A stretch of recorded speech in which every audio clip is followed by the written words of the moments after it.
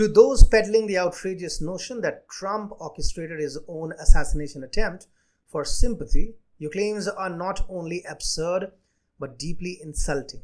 Conspiracy theories without substantial evidence serve only to mislead and distract. The recent Substack posts are a prime example of such baseless conjecture. By fixating on trivialities and ignoring credible witness accounts, these theorists do a grave disservice to the truth.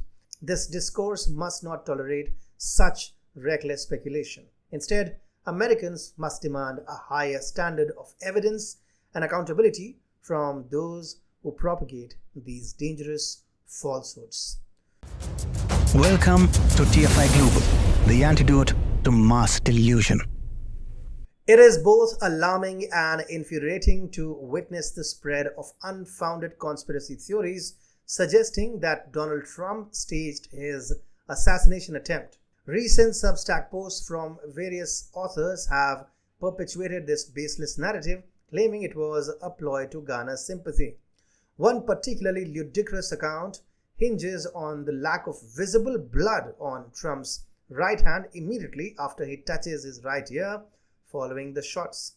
The idea that this split-second absence of blood proves his ear wasn't wounded is absurd. Another Substack author has audaciously proclaimed that the direction of blood flow down Trump's face is evidence of a staged event. Well, people who have extensively researched staged suicides and consulted top blood stain pattern analysts can confidently assert that these authors are engaging in the wildest speculations.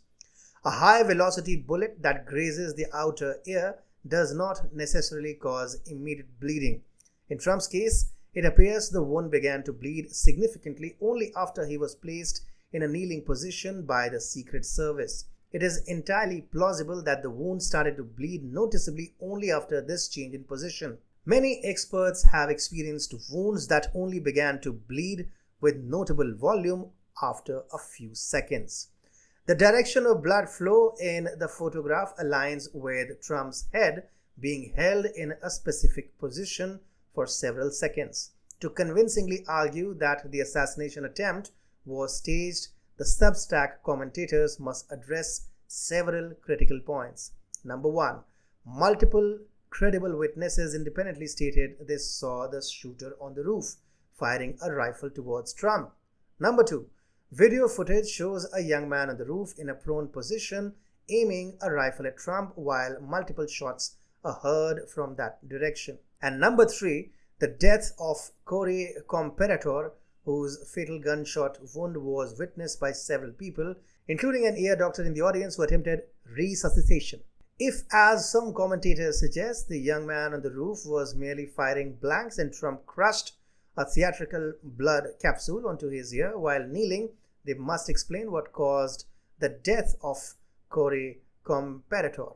Furthermore, they need to account for the injuries sustained by David Dutch, 57 years old, of New Kingston, Pennsylvania, and James Copenhaver, 74, of Moon Township, Pennsylvania, both reportedly treated at Allegheny General Hospital in Pittsburgh. Those who propose this staging theory should provide evidence that Corey Comparator was not fatally shot in the head and that Dutch and Copenhaver were not severely wounded in the same incident. If, as some commentators have outrageously suggested, Comparator, Dutch, and Copenhaver were sacrificial victims to make the staging appear real, where is the evidence to support such a blasphemous claim? In the era of rampant misinformation, it is critical to distinguish between credible theories are supported by evidence that withstands critical scrutiny. The claims that Trump staged his own assassination attempt lack this foundational requirement and serve only to distract from the real issues at hand. The narrative being pushed by these Substack authors is not just wrong, it is dangerous. It undermines public trust and disrespects the real victims of the attack. Spreading such baseless theories without substantial evidence is irresponsible and harmful. It diverts attention from the actual investigation and potentially jeopardizes the pursuit of justice. To conclude, To those who propagate these wild theories, I urge you to reconsider. The attempt on Trump's life was a serious event with real victims. To suggest it was staged is to add insult to injury for those who were genuinely affected, and even Donald Trump. Let us focus on the facts and support the investigation with rational and evidence-based thinking. The integrity of American public discourse depends on it.